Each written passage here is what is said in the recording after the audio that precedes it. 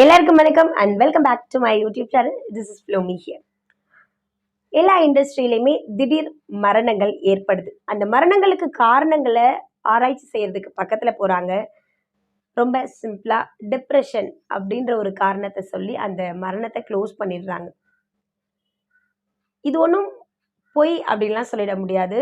எல்லா இண்டஸ்ட்ரியிலையுமே டிப்ரெஷன், மன அழுத்தம் அப்படின்ற காரணத்துக்காக தற்கொலைகள் நடக்கத்தான் செய்யுது. முக்கியமாக இந்தியாவில் எவ்ரி இயர்லையுமே 20% பீப்புள் டிப்ரெஷன், மன அழுத்தம் அப்படின்ற ஒரு விஷயத்த சரியாக ஹேண்டில் பண்ண தெரியாமல் தன்னைத்தானே மாய்த்து கொள்கிறாங்க. அதுலேயும் எஸ்பெஷலி கேர்ள்ஸ் அப்படின்னா 15 to 50 இதுக்கு இடைப்பட்ட பெண்கள் இந்த மன அழுத்தம் அப்படின்ற காரணத்துக்காக தன்னை மாய்த்து கொள்ள தயாராகிறாங்க.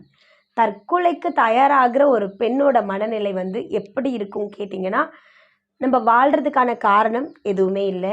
நம்ம எதுக்காக வாழணும், நம்ம இருக்கிறதுனால யாருக்கு சந்தோஷம், நம்ம ரொம்ப ஹெல்ப்லெஸ்ஸாக இருக்கும், நம்ம ஹோப்லெஸ்ஸாக இருக்கும், என்கிட்ட எந்த கான்ஃபிடென்ட்டுமே இல்லை, என்கிட்ட எதுவுமே இல்லை, ஸோ நான்லாம் வாழ்கிறதே வேஸ்ட்டு. யாராவது சொல்லுவாங்களே, நீலாம் எதுக்கு தான் வாழ்கிற, நீலாம் வாழ்கிறதுக்கு அர்த்தமே கிடையாதுலாம் சொல்லுவாங்கள்ல.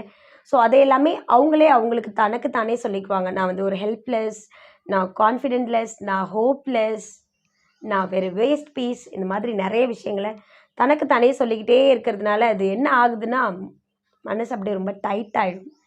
ஒரு கட்டத்துக்கு மேலே இதுக்கு ஒரே வழி தற்கொலை மட்டும்தான் அப்படின்ற ஒரு முடிவுக்கு வந்துடுவாங்க. என் பக்கத்தில் என்னோடய ஃப்ரெண்டு இருக்காங்க. நான் காலேஜ் போகிறேன், என்னோடய ஃப்ரெண்டு என் பக்கத்தில் இருக்காங்க. அந்த ஃப்ரெண்டு எப்படிப்பட்டவங்கன்னா, நல்லா சிரிச்சுட்டு ஜாலியாக விளையாடிட்டு, அசைன்மெண்ட் கொடுக்குறாங்களா எழுத மாட்டாங்க, அதனால் அவங்க போய் திட்டு வாங்கிட்டு இருப்பாங்க. அது ஒரு பெரிய விஷயமா எடுத்துக்க மாட்டாங்க. எக்ஸாம் வருது, அரியர்ஸ் தானே அப்படின்னு ரொம்ப ஜாலியாக கேஷுவலாக ரொம்ப ஃபன்னாக இருக்கிற ஒரு பொண்ணு திடீர்னு கொஞ்சம் அப்செட்டாக தெரியுறாங்க. அவங்க அப்செட்டாக இருக்காங்கன்றதை எப்படி தெரியப்படுத்துகிறாங்கன்னா, யாராவது கூப்பிட்றாங்கன்னா என்ன அப்படி ஒரு மாதிரி எரிஞ்சு விழுகிறாங்க. இல்லைன்னா ப்ளீஸ் என்னை கொஞ்சம் தனியாக விடுங்க அப்படின்னு உங்ககிட்ட கேட்குறாங்க. இல்லைனா இன்னும் என்ன பண்ணுறாங்கன்னா, தனியாக அவங்களோட ஃப்ரெண்ட்ஸ் கேங்லேருந்து கொஞ்சம் விலகி தனியாக போக ஆரம்பிக்கிறாங்க. அவங்களோட ஃபேமிலியிலேருந்து கொஞ்சம் விலகி தனியாக இருக்க விரும்புகிறாங்க. தனியாக தன்னை ரூமில் இருக்க வச்சுக்க நினைக்கிறாங்க. இப்படிலாம் ஒரு பெண் இருக்காங்க அப்படின்னா நம்ம என்ன பண்ணுவோம், கொஞ்சம் போயிட்டு இறங்கி பேசுவோம். ஏன் இப்படி இருக்க, என்னாச்சு, நல்லா தானே இருந்த, ஏதாவது ப்ராப்ளமா சொல்லுன்னு நான் கேட்குறேன், இல்லை ஏதாவது பண்ண முடியும்னா நம்ம பண்ணலாம் அப்படின்னு நம்ம கேட்குறோம். அப்போ அவங்க என்ன சொல்லுவாங்கன்னா, இல்லை ஒன்றும் பிரச்சனைலாம் இல்லை, இன்னமும் தெரியல, ஒரு மாதிரி லோன்லியாக இருக்குது, நான் இப்படியே இருக்கணும்னு நினைக்கிறேன் அப்படின்னு சொல்லுவாங்க. நம்மளும் சரி ஏதோ பர்சனல் ப்ராப்ளம் போல் இருக்குது, நம்மக்கிட்ட ஷேர் பண்ண முடியாத அளவுக்கு ஏதோ பர்சனல் ப்ராப்ளம் போல் இருக்குதுன்னு சொல்லிட்டு என்ன பண்ணுவோம், சரி போ அப்படின்ட்டு விட்டுட்டு வந்துடுவோம். திடீர்னு அவங்க ஏதோ சூசைட் பண்ணிக்கிறாங்க, இல்லை ஏதோ கிழிச்சிக்கிறாங்க, ஏதோ ஒன்று பண்ணிக்கிறாங்க. அவங்களுக்காக நம்ம ஒரு 1 hour ஸ்பெண்ட் பண்ணுவோம். அந்த 1 hour ஸ்பெண்ட் பண்ணுவோம். அவங்க இறந்து போயிருக்காங்கன்றது தெரிஞ்சுக்கிட்டு அவங்க வீட்டில் போயிட்டு அவங்க வீட்டில் உள்ளவங்களுக்கு ஆறுதல் சொல்லுவோம். அவங்க கூட இருந்த மெமரிஸை நினச்சி பார்த்துட்டு நம்மளும் அழுவோம். இங்கே ப்ராப்ளம் என்னென்னா, அவங்க இறந்ததுக்கப்புறம் அவங்களுக்கு கொடுக்குற 1 hour டைமை அவங்க உயிரோடு இருக்கும் பொழுது அவங்களுக்கு கொடுக்கலாம்ல. என்ன பிரச்சனை, ஏன் என்கிட்ட சொல்ல மாட்டேங்கிற, சொல்கிற வரைக்கும் கேட்கலாம்ல, தப்பு இல்லைல்ல. இப்போ அவங்க இறந்துட்டாங்க, அவங்க இறந்ததுக்கப்புறம் அவங்க பக்கத்தில் போயிட்டு உட்காந்துட்டு கத்துறோம், கதறோம், அழுகிறோம், அவங்களுக்கு அது கேட்குமா அப்படின்னு கேட்டால் நமக்கு அது தெரியாது.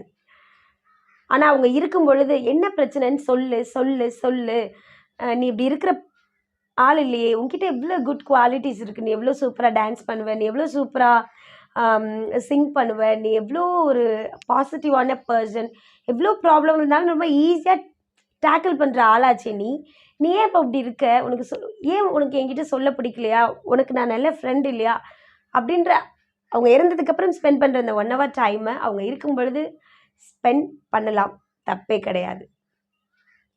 சில பேருக்கான டிப்ரெஷன் எப்படி இருக்கும்னா, தினமுமே இருக்கும், தினமுமே அவங்க ஒரு விஷயத்த தொடர்ந்து பண்ணிகிட்டே இருப்பாங்க. இன்னும் சில பேருக்கு கொஞ்ச நாளில் அவங்க அதை விட்டு வெளியே வந்துடுவாங்க. இங்கே ப்ராப்ளம் என்னென்னா, நீங்கள் ஒத்துக்கணும், எனக்காக நான் உழைக்கிறேன், எனக்கு ஒரு ப்ராப்ளம் இருக்குது, அந்த ப்ராப்ளம்ஸ்லேருந்து நான் வெளியே வரேன், நானே ஏதோ ஒரு முயற்சி பண்ணுறேன், நானே அதுக்கான எஃபோர்ட் எடுக்கிறேன் அப்படின்ற ஒரு விஷயத்த நீங்கள் ஒத்துக்க செய்யத்தான் வேணும்.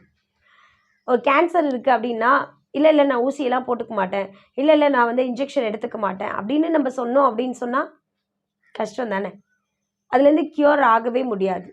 அதுபோல தான் டிப்ரெஷன் அப்படின்றது ஒரு சாதாரண ஒரு நோய் தான். நீங்கள் அப்படி இருக்கீங்க அப்படின்னு உங்களுக்கு தெரிஞ்சது அப்படின்னா என்ன பண்ணலாம், இதுலேருந்து வெளியே வர்றதுக்கு என்ன பண்ணலாம் அப்படின்றத யோசிங்க. ரொம்ப ஹெல்த்தியான ஃபுட்ஸ் எடுத்துக்கோங்க, எக்ஸசைஸ் பண்ணுங்க, உங்களுக்கு பிடிச்ச விஷயங்களை படிங்க. உங்களை யாராவது ப்ளேம் பண்ணுறாங்க, அக்யூஸ் பண்ணுறாங்க, உங்களை யாராவது என்ன பண்ணாலும் திட்டுறாங்க அப்படின்னா, கிரிட்டிசைஸ் பண்ணுறாங்க அப்படின்னா, முக்கியமாக அவங்கள பார்த்து ஓடி ஒளியாதீங்க. அவங்கக்கிட்ட பேசுங்க. அவங்கள ஃபேஸ் பண்ண கற்றுக்கோங்க. எந்த ஒரு ப்ராப்ளம்ஸ்க்கும் சொல்யூஷன் வந்து ஃபேஸ் பண்ணுறது தானே தவிர்த்து ஓடி ஒளியறதும் என்கேஜ்டாக இருக்கிறதும் கிடையாது. என்கேஜ்டாக 24/7 நம்மளால் இருக்கவே முடியாது. பட் என்கேஜ்டாக இருக்க மாதிரி நடிக்க முடியுமான்னு கேட்டால் கண்டிப்பாக நம்மளால் நடிக்க முடியும். எனக்கு ஒர்க் இருக்குது, எனக்கு மட்டும்தான் ஒர்க் இருக்குது, நான் அந்த வேலை பார்க்குறேன், இந்த வேலை பார்க்குறேன், அந்த வேலை பார்க்குறேன், எனக்கு டைமே இல்லை. உங்களுக்கு கொடுக்குற அதே 24/7 தான் இன்றைக்கி காலையில் பிறந்த குழந்தைக்கும், நாளைக்கு இறந்து போக போகிற ஒருத்தவங்களுக்கும், இன்றைக்கி வாழ்க்கையை சந்தோஷமாக வாழ்ந்துட்டுருக்க ஒருத்தவங்களுக்கும் கடவுள் கொடுத்து அனுப்பியிருக்காரு. அப்படி இருக்கும் பொழுது எப்படி தான் அவங்களுக்கு மட்டும் டைமே இல்லை அப்படின்னு தெரியல. அஃப்கோர்ஸ் சில பல கம்ப்ளீட் பண்ண வேண்டிய ஒர்க்ஸ் இருக்கும். ஸோ அதுக்காக நம்ம அதில் கவனத்தை செலுத்தும் போது சில தேவையற்ற வேலைகள் அப்புறமா பார்த்துக்கலாம்னு நம்ம நினைக்கலாம். பட் அதுக்காக எப்போவுமே வந்து நான் பிஸியாக இருக்கேன், நான் என்கேஜிங்காக இருக்கேன் அப்படின்னு சொல்லிகிட்டே இருக்கவங்கள பார்த்தா முட்டாள் அப்படின்ற மாதிரி தான் தோணும். So finally coming to the point, யாருக்காவது டைம் கொடுக்கணும்னு நினச்சிங்கன்னா சீக்கிரமாக கொடுங்க. ஒருவேளை அவங்களுக்கு நீங்கள் கொடுக்காத நேரங்களுக்காக அவங்களுக்கு ஏதாவது ஒன்று ஆயிடுச்சுன்னா, என்னால் தான் அப்படி ஆயிடுச்சுன்னு லைஃப் ஃபுல்லாக கில்ட் ஃபீல் உங்களுக்கு வர்றதுக்கு வாய்ப்பு இருக்குது தானே. நம்ம என்ன கொடுக்குறோம், நம்ம என்ன பேசுகிறோம் அப்படின்றது ரொம்ப முக்கியம்.